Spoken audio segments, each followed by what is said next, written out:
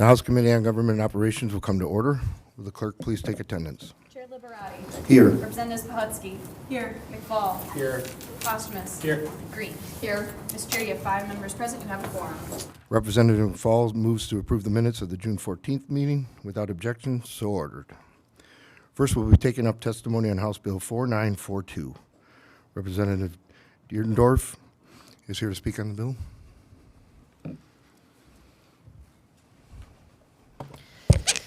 Thank you, Chair. I'm hoping this will be the easiest bill you will see this session or maybe ever. House Bill 4942 would authorize the State Administrative Board on behalf of the state to convey or sell to the House of Representatives no later than 1 year after the bill takes effect the Roosevelt parking ramp for $1. It has to fit within a certain set of conditions regarding its use. It has to be used as a parking ramp for members, staff, and guests. It has to provide at least 29 non-legislative parking spaces. And it has to require non-legislative parking rates to continue on the same as they are now prior to our purchase of the ramp. The reason that this came about is because us not owning the Roosevelt parking ramp is inconsistent with our ownership of our other parking ramps that are used to house the vehicles for legislative staffers and for legislators. And this has made it so that we have been unable to maintain the structure over time. We also have not been able to provide security to the Roosevelt parking ramp. This would allow for both of those things to happen so that we can continue to ensure the safety and integrity of the structure itself. That was quick and easy. Any questions?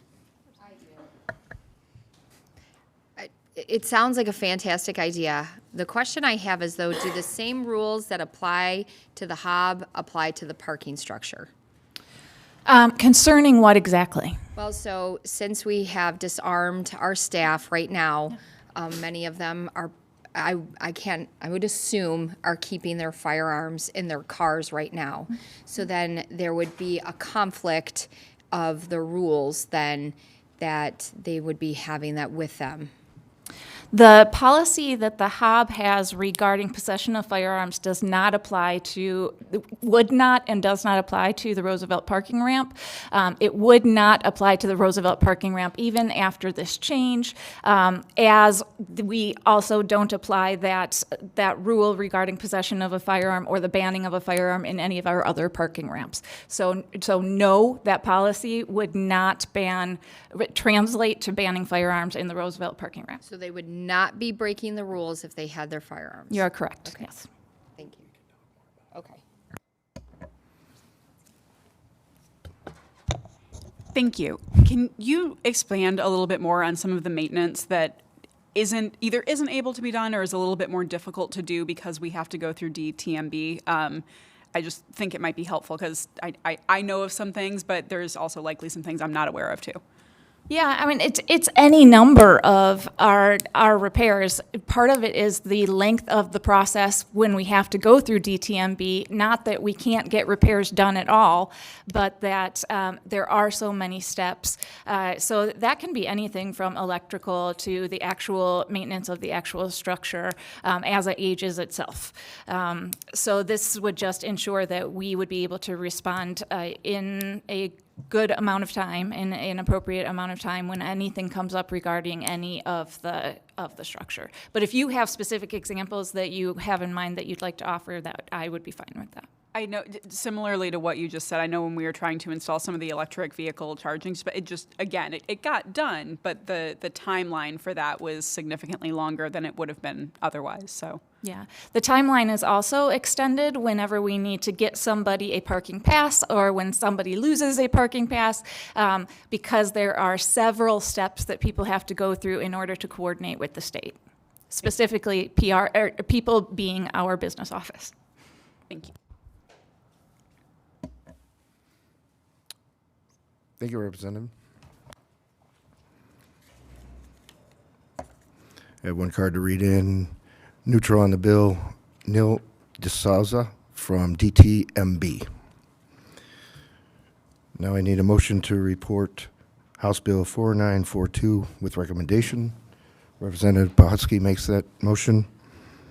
Clerk, will you take the vote? On the motion to report, Chair Liberati. Yes. Representatives Pohotsky. Yes. McFall. Yes. Postumus. Pass. Green. Pass. Mr. Chair, you have 3 yeas, 0 nays, 2 pass. House Bill 4942 is reported with recommendation. Next, we're going to take testimony on House Bills 4720 and 4721.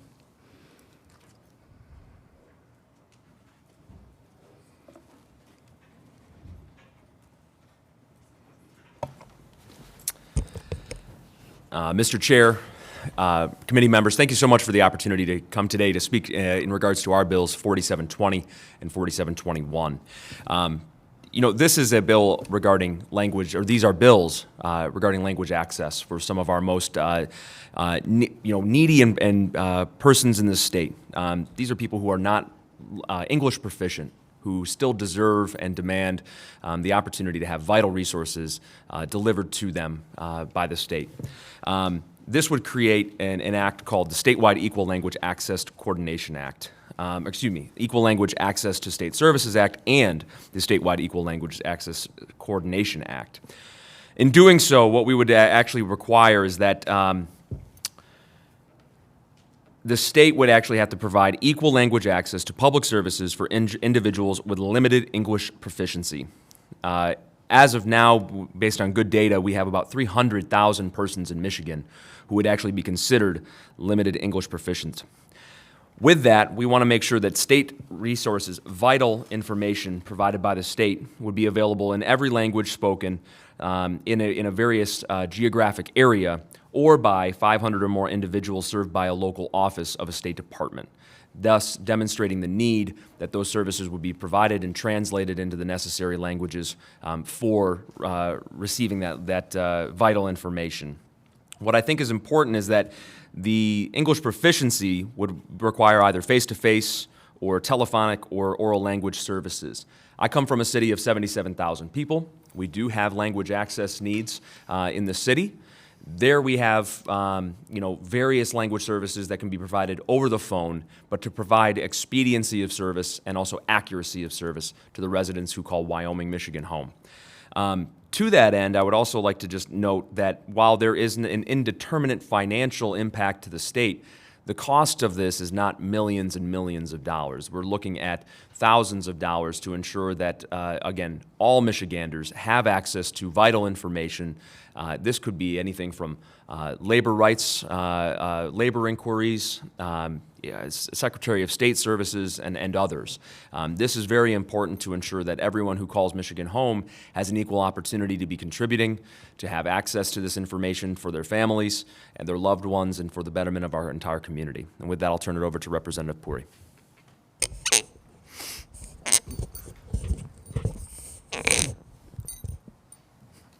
Thank you, Representative Fitzgerald. Thank you, Mr. Chair and members of the committee, for the opportunity to testify here today. I'd like to start out by thanking my colleague from the 83rd District for his partnership in this legislation, as well as the tireless efforts of the Office of Global Michigan and several community stakeholders who we'll be hearing from later today, once I get this figured out. All right. I have the good fortune of representing one of the most ethnically diverse districts in the entire state, and I hope we would all agree that regardless of the language one speaks, every Michigander should be able to easily access state service that they're eligible for, engage with the staff, and get their questions answered. And Michigan is becoming a much more diverse state and includes a large and growing immigrant population. It's estimated that roughly 1 million Michiganders who are 5 years or older speak a language other than English at home, which is roughly 10% of our state.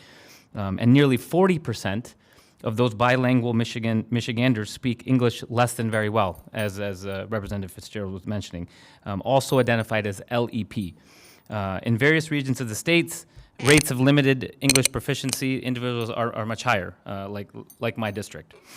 Michiganders with LEP often face barriers and discrimination in things such as financial products and services, healthcare and human services, and housing access and home ownership. We hear stories from constituents all the time about these barriers. And I've said over and over again that Michigan needs to be doing all we can to ensure that our state policies are more inclusive of the residents that call our state home. But this legislation is much more about than just inclusivity. It's about attracting and retaining talent and the upward growth of our economy. All of Michigan thrives when each and every person can fully participate and engage in the economic opportunities and support services available to them. These bills ensure that state departments and agencies will take responsible steps to provide equal language access, which could include a variety of actions, such as oral language services, translating vital documents into languages spoken by LEP populations that constitute at least 3% of the population in the geographic area, or 500 or more people served by that local office. Additionally, there's some requirements that would be set out and that the agency will submit to the Office of Global Michigan, a report detailing their plans concerning implementation of equal language access. The language access report will include such as the number of bilingual workers, a plan to address any insufficiency in the entity's ability to provide equal language access, and a list of vital documents it has translated, and the name of the individual designated as the entity's language access coordinator. All of Michigan thrives when those with limited English proficiency are fully included in communication about issues relating to public health, safety, economic development, business and tax compliance, and other common interests the state works to protect.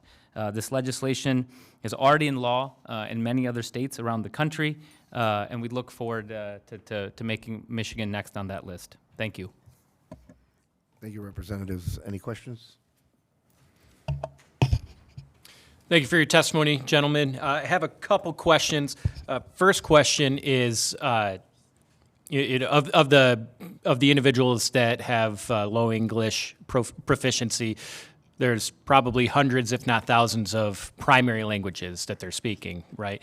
And so I guess my question is the expectation that even the most remote primary language of a speaker has to be identified, and I guess how do we handle the logistics of that? Thank you for your question. There are thresholds that must be met, where in a geographic region, a certain threshold must be met of a number of speakers of that language for that to then be an applicable language that would be covered under this law. Perfect. Representative Fitzgerald, I think you mentioned that. I apologize for missing that. No problem. 3% or 500 persons served by a local office. Great. That's really helpful. Second thing, in looking at this, it looks like there's also a provision that creates a complaint process on discrimination for national origin. Is that separate from, and not to say that shouldn't be something as well, but is that a separate piece, or is it the same? Why is that part of this specific bill package? You know, I think that this was really put into this bill package because it's, again, demonstrating that if there are issues with the quality or the accuracy of those documents, that we're trying to deliver great service from the state of Michigan to all Michiganders. That should there be a complaint, it's still being reviewed, it's qualified, it's quantitative, it is something that we can then correct to ensure that, again, the best information is reaching our people. So the thought was, we're opening up that section of law. This is another area that we can address within that. So let's take care of it while we're in there because it's similar. Is that fair to say? I think it more has to do with the quality of service. I don't know that we would be looking at, because we're opening X, we're going to accomplish Y, but rather we're looking for a qualitative outcome here for our Michiganders. Thank you. All right, thank you.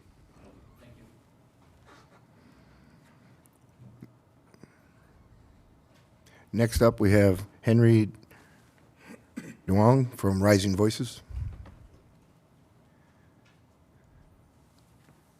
Ashley, is she here?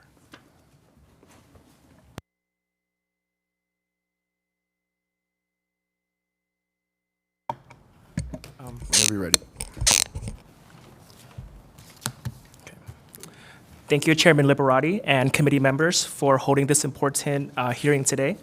I would like to also thank Representative Pori and Fitzgerald for being the lead sponsors of this bill package.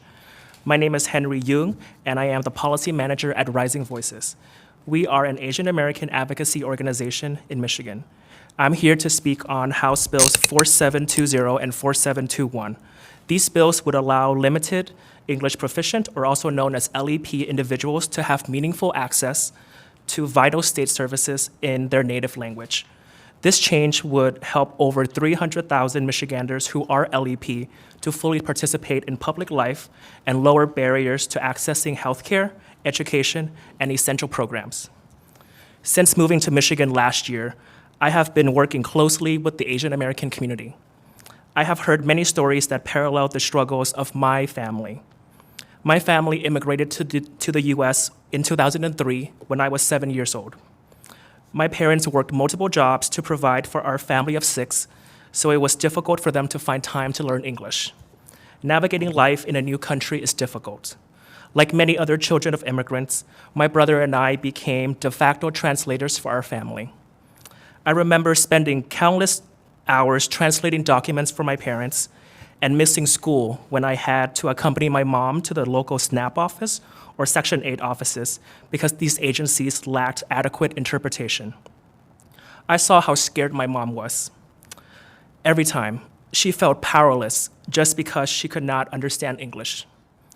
As young children, we were glad to support our parents, but we had to shoulder responsibilities far beyond our years. Now in my work, I see the need for language access as a critical issue. During the pandemic, I worked in Washington, D.C. as the district's language access coordinator in Asian languages, and I saw firsthand how vitally important it was for government at every level to be able to communicate to our LEP residents.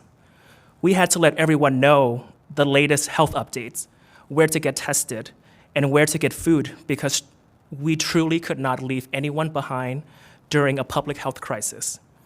If we were able to do that during a global pandemic, then I believe we can do it now. Here in Michigan, I know community members that struggle with applying for services such as Medicaid, unemployment, or simply renewing their ID. Communities like mine often have to turn to paid services or paid translation services to complete the basic paperwork. At the end of the day, marginalized communities are burdened with having to pay with the little money that they have in order to access state programs and services. Nationally, 1 in 3 Asian Americans are LEP, but when we take a closer look, the Southeast Asian communities like mine, the Vietnamese community, or the Burmese community, or the South Asian communities, the Bangladeshi or Nepalese communities, have a much higher rate of LEPs at nearly 50%. These statistics highlight that our communities are not a monolith. Different ethnic populations have specific challenges. This is also true for our friends in the Latinx, Arab, African, and other immigrant and refugee communities because we are often only seen and not heard, and definitely not spoken to. All Michiganders ought to have their voices heard and their needs met, and the onus should be on the state to make sure that is possible. Michigan's economy and future growth depends on our immigrant communities. That is why myself, my fellow advocates in the room, and immigrant communities all across the state are asking this committee to see us, to hear us, and to speak to us. By affirming your support of the Language Access Bill package and setting an example for local government in our state. Once again, thank you, and I look forward to answering any questions. Thank you. Thanks for your testimony. Looks like no questions. Next up, wishing to speak, Eleanor Jordan from the Michigan Immigrant Rights Center.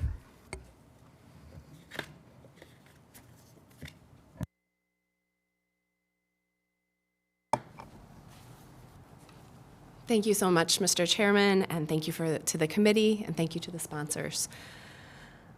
My name is Eleanor Jordan, and I am a supervising attorney for the Michigan Immigrant Rights Center. I work specifically with the unaccompanied children here in this state. We provide services across the state to the immigrant communities.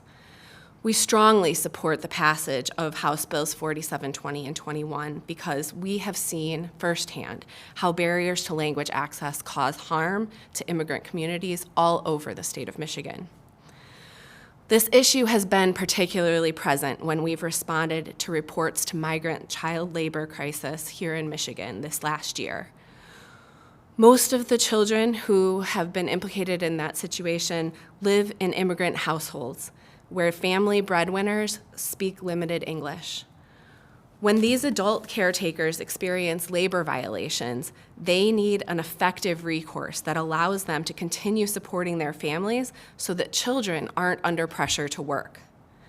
When these employers of immigrants are not held accountable, all workers across the state suffer. Our immigrant worker rights team recently assisted a Spanish speaker who was working 60 hours a week but being paid less than minimum wage and no overtime. He didn't know where to go for help. Our office helped him make a wage and hour complaint with the state. Then he received a document in English only that needed a response within 10 days. He needed to submit an additional information and a page of questions that he could not understand. Instead of being provided a phone interview in Spanish, he continued receiving written questions in English. So he depended on our office to communicate deadlines and to translate each document, each question, and each of his answers, or otherwise he would have had to give up his claim. The majority of immigrant workers won't have bilingual attorneys and advocates and they are often forced to rely, as my colleague was sharing, on either paid services or highly inaccurate interpretation devices in an attempt to navigate these systems in English. For example, one Spanish-speaking farm worker client attempted to rely on her 11-year-old son to help her make an unemployment account on the English-only website. This was because it was the only way that she could submit the necessary documentation. Another Spanish-speaking farm worker client who was living in a migrant camp just happened to be on the phone with a legal services staff member when his employer and a MIOSHA investigator approached him. The investigator explained in English why the investigator was there. The employer, pretending to be interpreting, told the farm worker in Spanish that the investigator had said he needed to pack up and leave the housing immediately. Believing that the employer's false interpretation was correct, the farm worker packed up and left, compromising the investigation. These are just a few examples of why this bill package is so crucial to advancing racial equity and immigrant worker rights. I thank you so much for your consideration, and I'm happy to take any questions that you have. Thanks for your testimony. See no questions. Thank you. I have a couple cards to read in. In support of the bill, not wishing to speak, Rachel Richards, Michigan League for Public Policy. In support of the bill, not wishing to speak, Connor McNeely, Detroit Disability Power. There being no absent members and no further business before the committee will stand adjourned.